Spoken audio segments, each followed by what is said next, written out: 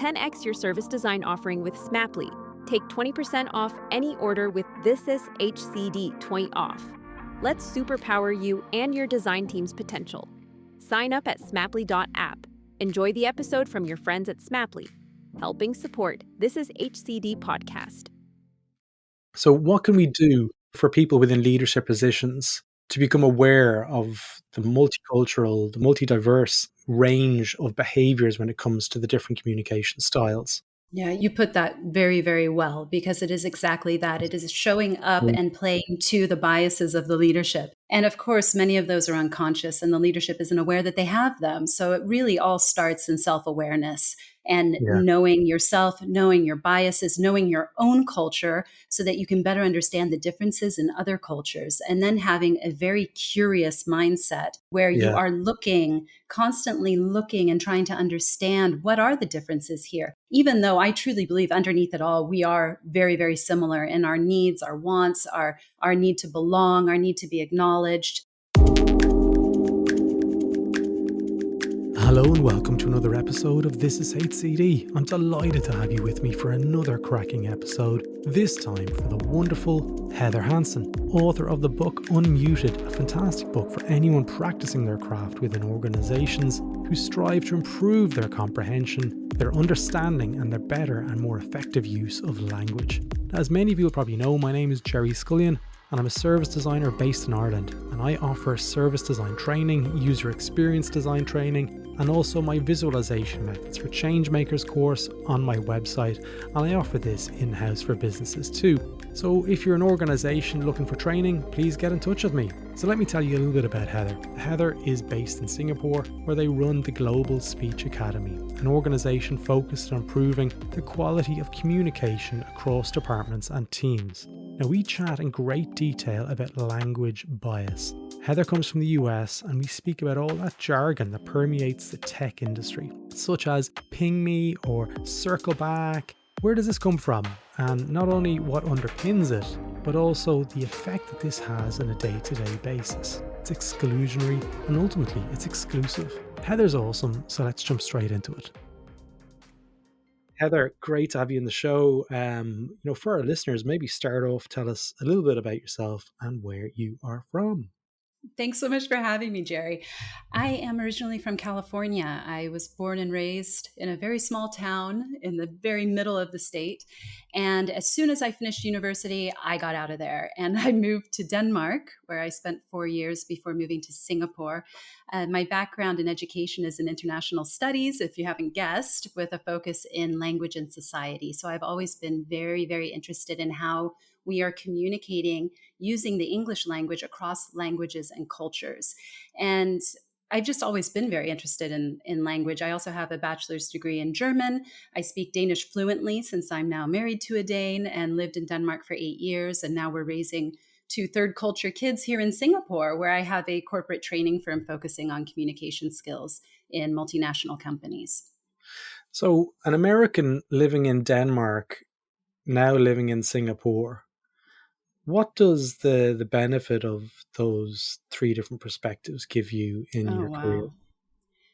It's enormous perspective. I think it's been such a gift that I've had that opportunity to live on 3 different continents and 3 radically different cultures. And that's what I really love about Singapore, is how international it is. So every single conversation that I'm a part of has people from many different countries, many different languages. We have a dinner party and we invite 12 people and they all have these random backgrounds of all these different, they're all mixes of everywhere. And we might have like 18 languages around the table. It's amazing. And that makes life really, really interesting. And it teaches you how to be curious and how to listen and how to observe and learn about people and people's behavior in a different way, I think. So what does, when you have those dinner parties and there's 18 people sitting around the room, the common language is English, is correct? Is that the language you kind of default? Mm-hmm. Mm-hmm. What do you notice when you have people who are non-native English speakers when they interpret different dialogues and different, because we were talking about before, I'm Irish, but I lived in Australia. Mhm. how we deliver, our intent tends to come from a place where you're natively kind of reared. So me being Irish, when I speak English, it's fluent to me. But if someone is learning English as a second or maybe a third or even a fourth language, sometimes things can get misconstrued. Is that fair to say? Mm. Absolutely, absolutely. And what's funny is that the people who speak English as a second, third, fourth, fifth language usually think it's their fault. Like, oh, my English is so bad, my English isn't good enough. And they'll have this kind of self consciousness around speaking up at the dinner table in those social situations or in the work situations. But the reality that I have found is that in these multicultural, multilingual communities and contexts, it tends to be us, the native speakers, who are a bit more of the problem because we show up and we speak really fast. We have a lot of cultural expressions that we use, a lot of idioms. I mean, there are so many things that you could say right now that I wouldn't even understand. And we're both native English speakers, right? So Yeah. it takes a lot of conscious communication on our part and choosing our words wisely, slowing down our speaking rate, trying to be more culturally neutral in the way we use the Mm. language so that we aren't bringing so much of the cultural context that we can't expect our listener to understand. And these are the kinds of miscommunications that we're seeing in the workplace as well that cause a lot of problems. I remember when I moved to Australia the second time, and for anyone who's Irish was listening here, you probably might get a chuckle out of this one. But we were all out for lunch, and I was working in an ad agency, and we're both native English speakers. We both have full grasp of the language. And someone walked by, and they looked a little bit funny, and I went, "Hey, would you look at your man over there? Would you?" And the Australian looked at me and was like, "Sorry?" And I go, "Would you look at your man across the road?" And his response was, "He's not my man." Not And my I'm like, man. I'd say "Oh the my," same thing. What are you talking about? That's not my husband. What are you talking like, about? "Yeah, you know what I mean, like, your man over there." And he's like, "But he's not my man. Why are you saying your man? I don't own him." And I'm like, "Ah, Janie Mac, he's gone now. It doesn't matter. The joke is over." Like, just gonna point out that he was wearing a dog tail or something.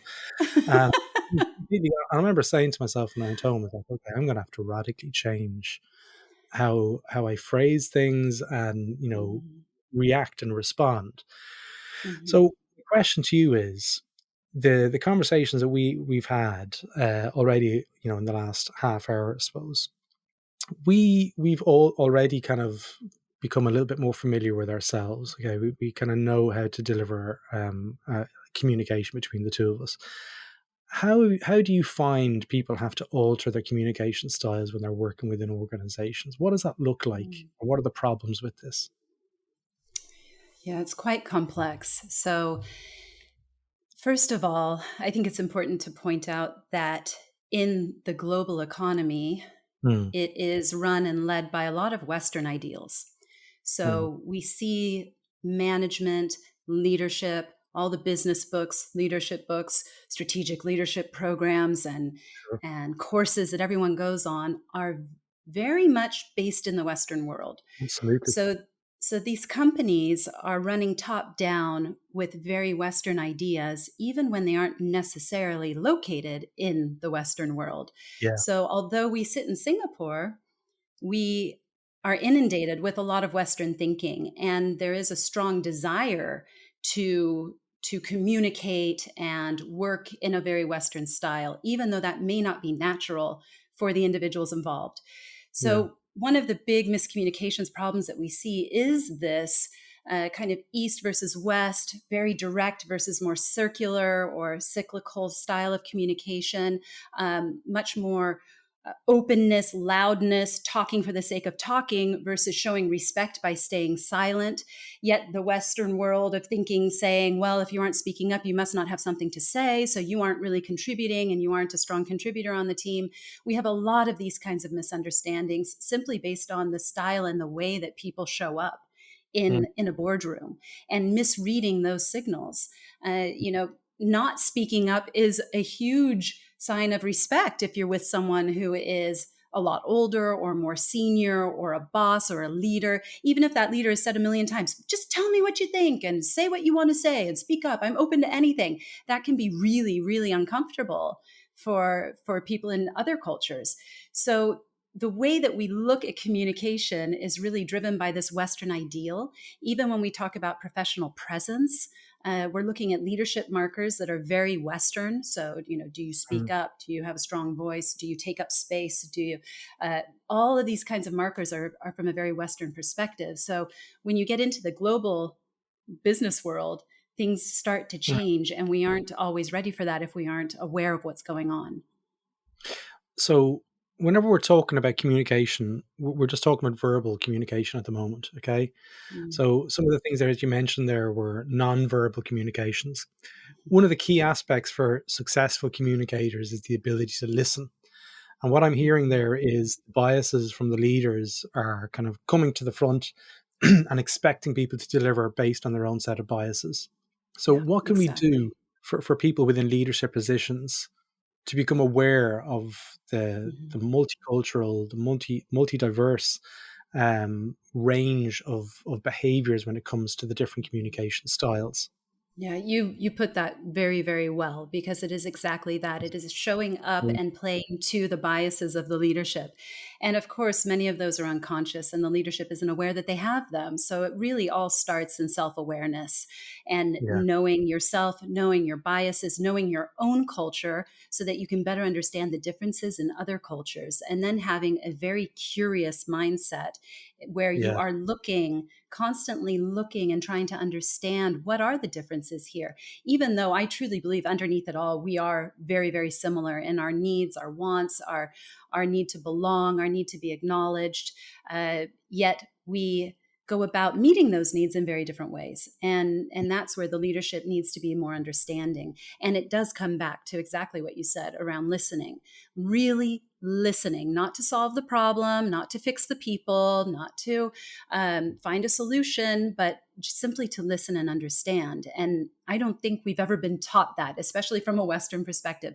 We're yeah. taught to listen and solve problems, to come up with a solution, be the first one with a solution, be the best, be the fastest. And in doing so, we overlook a lot of people. We don't hear people. And we actually aren't taking advantage of our best talent. They're being overlooked and not seen. And Mm. that's a real loss, I feel. There's, I'm in the middle of doing a lot of research. Mm, I'm doing a keynote next week in Scotland, and a lot of the research has gone down into the world of complexity theory mm, and mm, understanding the different kind of dynamics that are involved when you look at complex problems and complex systems. So one of the pieces that's become really clear is the ability to listen is one of the potential kind of powers of being able to solve and work within that complexity mindset. And the ability to listen and fix, is that inherently Western?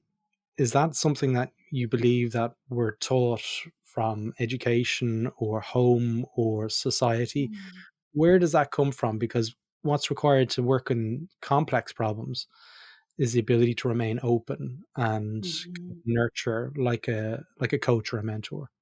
mhm. Where is it coming That's from? a really good question, which I haven't really thought much about, where exactly that need comes from, and whether it's specifically Western.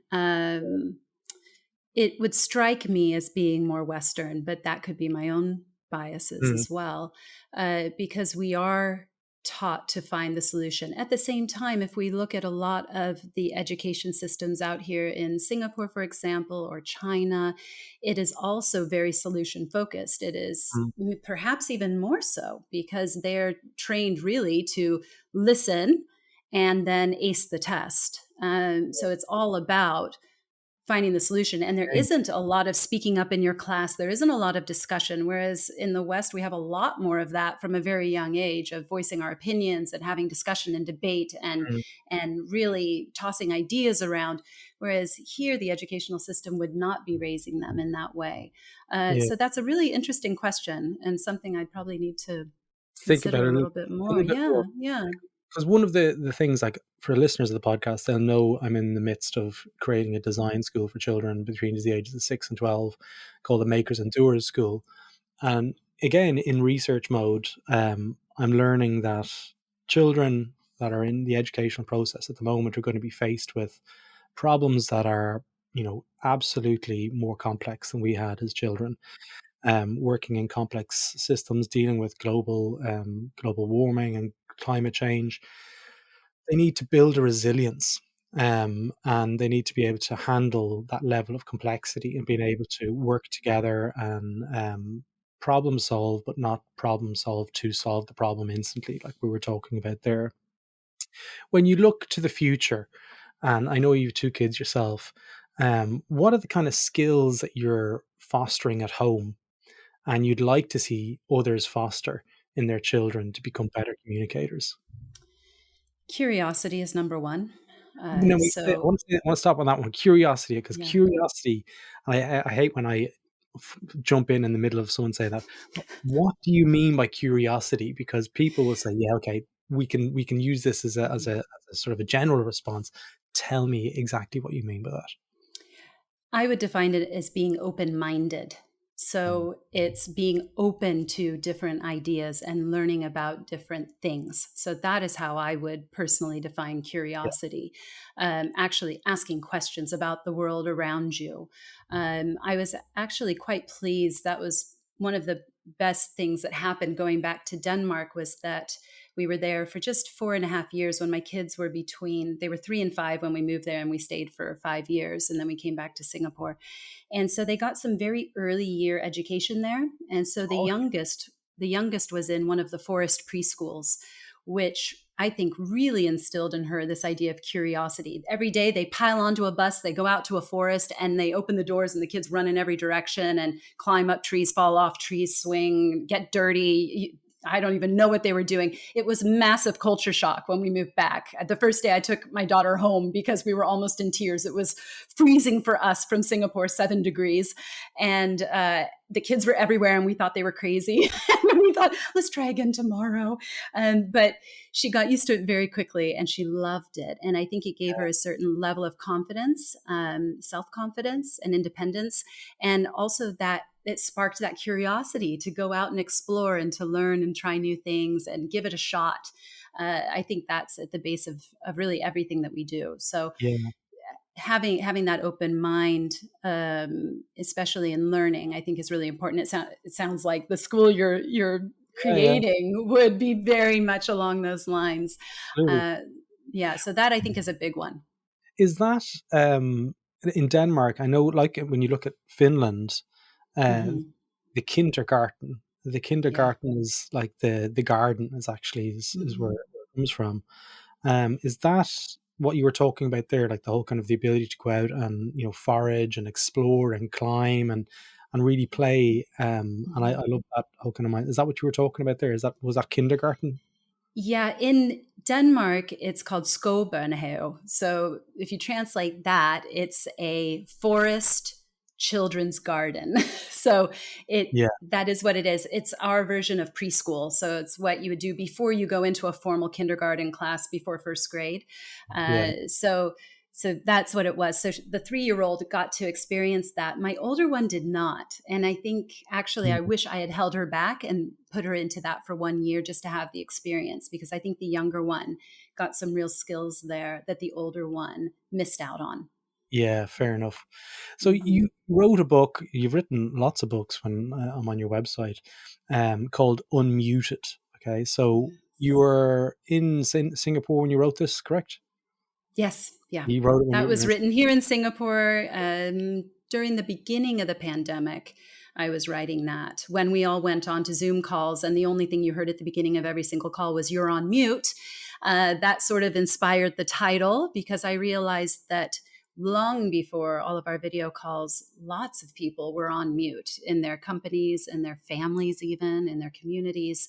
And it's all about how do we start listening and hearing more of these global voices? Who are we Yeah, overlooking? Who isn't speaking up? Why are they not speaking up? are they trying to? And we just are shutting them down every time. So it's about really bringing all the voices to the table, especially in business, so that we can have the greatest innovations and the most advancement and really reach our potential. Because I think right now we're squandering it. This can't possibly be the best human existence has to offer. I mean, our world is a mess. There's got to be better ideas out there. And either those people aren't sharing them or we just aren't listening to them. Either way, we need to figure it out. So what does it look like? It sounds like the goal of the book is to provide platforms for people to be able to communicate their ideas. What would it look like if an entire organization bought your book and all of a sudden they read it over the weekend and Monday morning everyone starts to speak? Oh, I wish that they would read it over the weekend. We are working with companies where we take them through an unmuted journey where they are all reading the book along together, and we supplement that with training and conversations and those kinds of things. So we are seeing how that is happening now. And really what it's about is being a much more inclusive organization. So it's focused on a framework, which is a Venn diagram. We all love a good Venn. Then, Conscious communication is our first little circle. Confident is the second, and connected is the third. And we need all three of those in equal measure to be unmuted. So if you think about someone who's confident and connected, but they aren't conscious, that overlap, those voices are too loud. And we all know that person. And if we don't know that person, we need to look at ourselves because it's likely us. The person who just isn't very conscious of the energy in the room or the cultural differences, and they just talk the whole time and talk over everybody because, and maybe they don't mean to. They think that they're the leader, they need to do the talking, or nobody's speaking up, so they're going to fill the silence, right? There's a lot of reasons for that. So we look at, who are the voices that are too loud, which ones are too soft that are lacking confidence, and which ones are on mute. Those are the people who usually feel that they don't belong or aren't connected or don't feel psychologically safe in the organization.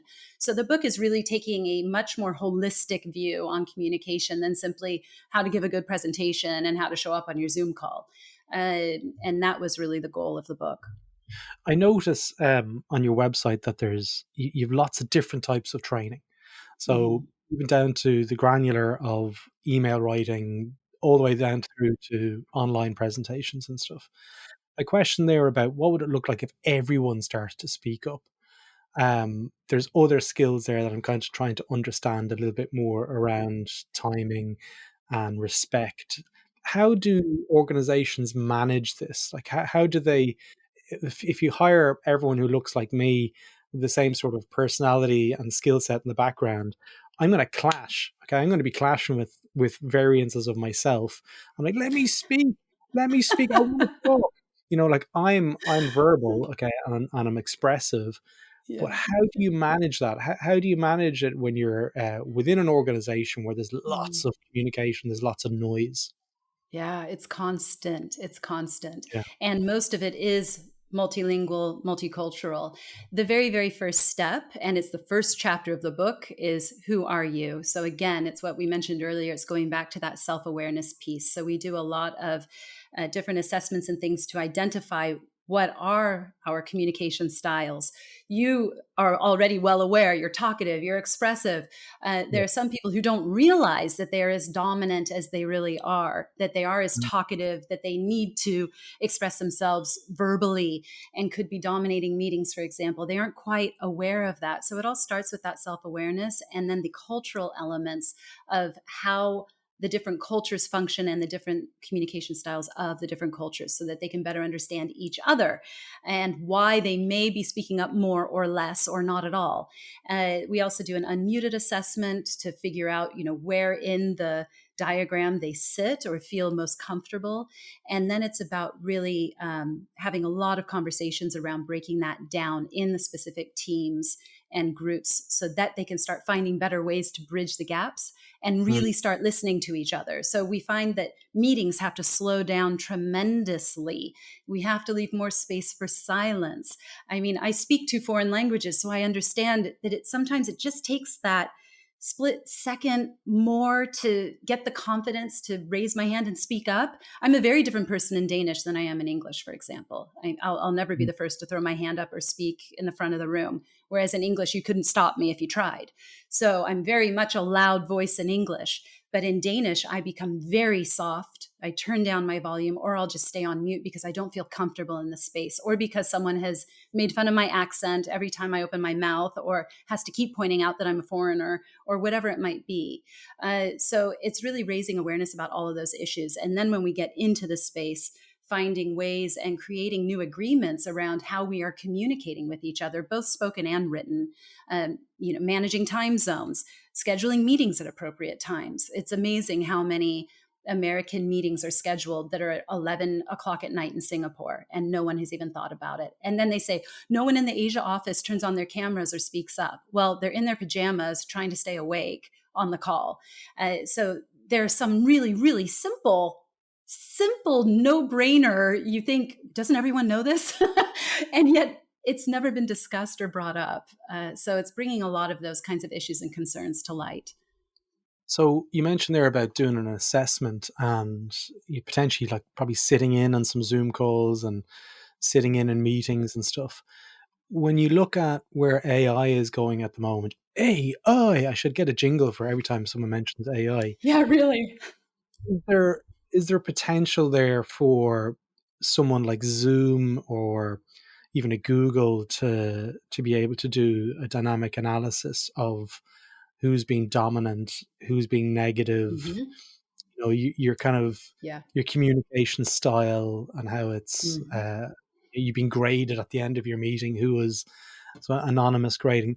There's a whole potential there if we We were to do already that. have it, Jerry. We already Really? have it. I already integrate it into my programs. Yes. So we already Wow. have AI tools that we can bring into a Zoom call or a Teams call or a Google Meet, you name it. And based on who is speaking, the AI analysis is grading in the background. We can see afterwards how many minutes each person spoke. We can see their speaking pace. We can see how many fillers they used and what percentage of their communication was ums and uhs. We can see a lot of very, very interesting things. And that in itself is incredibly eye-opening. Then the generative AI, of course, can go in and say, you could have rephrased this more concisely, and it will rewrite the entire transcript of the meeting. Or it can create the meeting notes that can then be sent out to the participants. So that is Wow. already here. That is already here. And it's happening. Would you mind giving us a shout out to the AI tools that you're using? The tool that I use and I've integrated, and I've been consulting with the founders of this company since close to the beginning, is called Yoodli.ai, YOODLI.ai. Okay. And they also have a massive contract with Toastmasters that they've rolled out to all the Toastmasters speakers. I integrated into all of my one-on-one presentation skills, articulation coaching, and then we use it to analyze meetings and as well. And there's also a private function, so you can bring it in so that it will only listen to you. So you don't have to worry so much about privacy concerns, because it really isn't right to bring that in and not let the other people in the room know about it. So Yeah. there is a privacy version that will only record you so that it does not overstep. Yeah, I think the ethics is really important in this as well. Yeah, absolutely. Well, yeah, who knows what's happening in the AI space? It moves at such a rapid pace that Mm-hmm. things change, on the hour probably.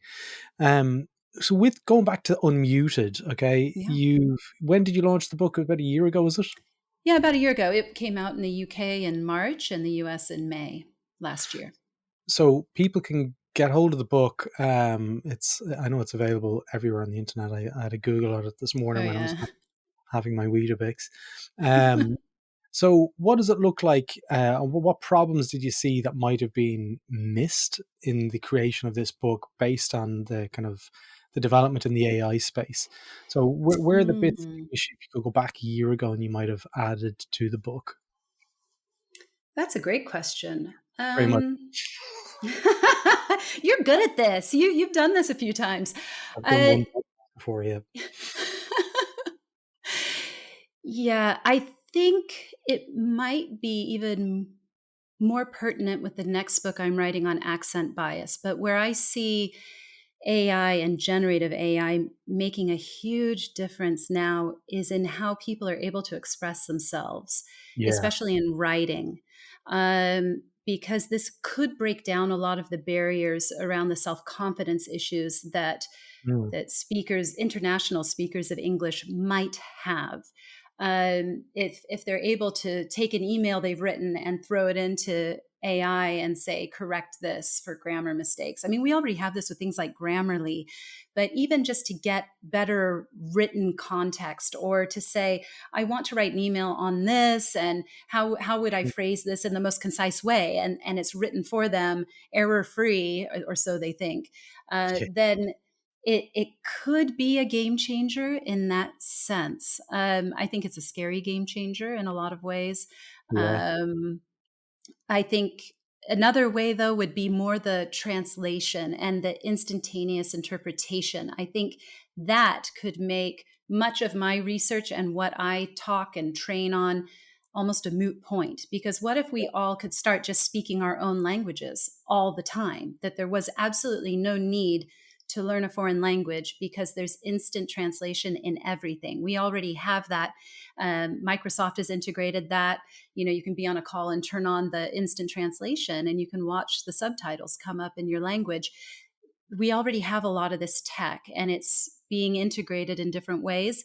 And Mm. that interests me a lot. I wonder where that's going to go. Mad when you think about Yeah. it. What would that look like? Say if the language was able to be dynamically translated back into the native language of the other person. Hmm. Hmm. So say obviously I speak English and I was speaking to somebody in Cantonese, and they were able to get a sort of a transcript or an audio version of what I was saying back to them.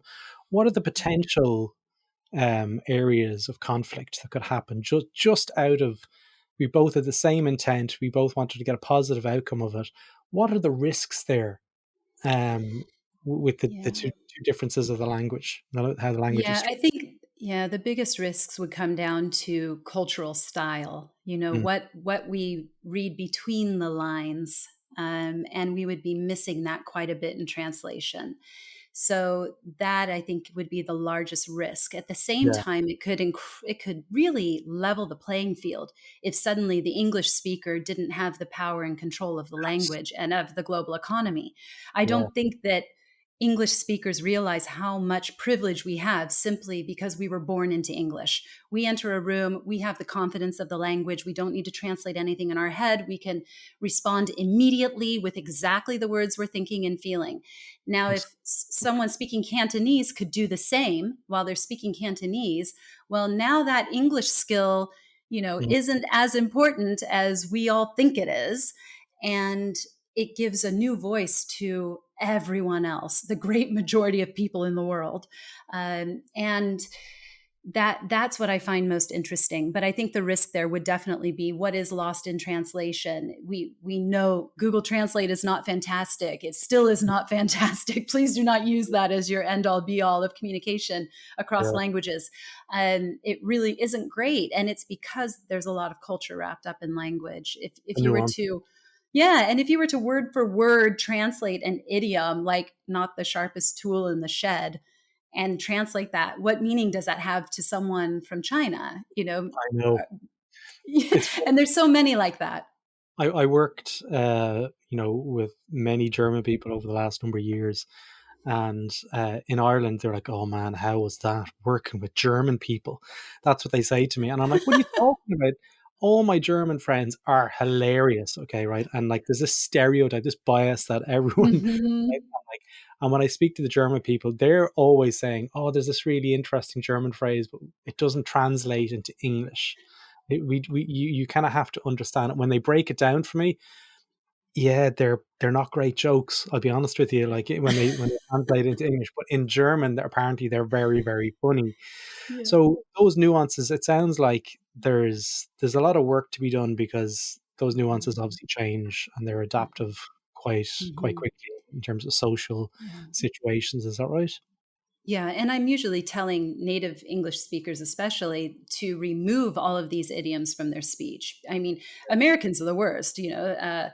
the whole 9 yards and touch base and foul ball and in the end zone. We have all these American, football and baseball terms and phrases that we use, and we don't even realize that they are from those sports. Touch base has Yeah, become an international little phrase. And yet if you were to translate it, what the heck does it mean? Touch Yeah. what? What are you going to touch? Why are you touching me? What do you mean? So unless you've specifically learned that phrase, touch base doesn't make a lot of sense. And Yeah. when we stop and go, oh yeah, how else would we say that? I will call you next week. I will write you an email. I will contact you. I mean, what do we really mean when we say touch base? Yeah. So I'm constantly telling native speakers to knock it off, to use an idiom, Yeah. knock it off. Knock it off. And, how would you translate that? Knock what off of what? What does that mean, right? We use these constantly, and we have to learn how to reduce them and remove them in global contexts. And then on the other side, the international speakers will come to me saying, teach me all the idioms in the world. They go to their English teachers. I want to learn idioms. That's what every upper intermediate English learner wants to know, the idioms. And I say, stop teaching them. And when I'm forced to teach them, I will say, I'm only teaching them so you can understand the people around you. And I don't want you to ever use them, because if you don't understand them, other people don't either. So why do we continue this? Well, So that's a big problem. It's probably a social way of pigeonholing of who gets it and who doesn't get it. Yes. And it is probably a way of siphoning and removing and kind of strengthening the group. Or it's a power play, because you show, right? Because you separate the group between the people in the loop, again, in our little circle of understanding, and those who are not. And so it's also a power play of, oh, well, because the person who doesn't understand, very, very rarely in a business context are they going to raise their hand and say, I'm sorry, what was that you said? I didn't understand that. They'll just nod and smile and pretend they knew, because they don't want to look dumb in front of the boss. And that's what's really happening in these meetings. And then everyone goes their separate ways and thinks that they have an understanding, and they don't. Where the people who have that strong command of the language and the privilege that we have, we're able to use that as a power play to really ensure that we maintain power in the situation, that we're the ones that are seen as eloquent and knowledgeable and know our stuff, versus the people who are not contributing, or never understand, or are always quiet. So there's a lot of this going on. There's a lot of bias, a lot of privilege, and we aren't really talking about it from a linguistic perspective. It's a part of diversity and inclusion that's completely missing. It's not even on the table. And we're starting to hear a lot about accent, but it's even deeper than that, just at language, at the basics of language. It's very, very true. Heather, we're coming towards the end of the episode here. So if people want to get in touch with you, I'm on your LinkedIn here at the moment, so I'll throw a link to your LinkedIn into the notes. But what's your favorite website, and what's the best way for people to get in touch with you? Well, my author website, and where I post things about the talks that I give, is heatherhansen.com. And you can also learn a lot about Unmuted and get the book there. And if you're interested in the corporate training that we run and the larger communication skills training, that's globalspeechacademy.com. But feel free to drop me a line on LinkedIn. I love communicating with everyone there. So happy to talk to people there. Look, thank you so much for giving me your time. I know it's your evening in Singapore. I really appreciated it. And wish you the very best of luck with the next book that comes out. Make sure you let us know when that's out, and we'll have you back on the podcast for sure. Thanks so much, Jerry. It's been a great conversation. Thanks for having me. There you go, folks. I hope you enjoyed that episode. And if you enjoyed it and want to listen to more, why not visit thisishcd.com, where you can learn more about what we're up to and also explore our courses whilst you're there. Thanks again for listening.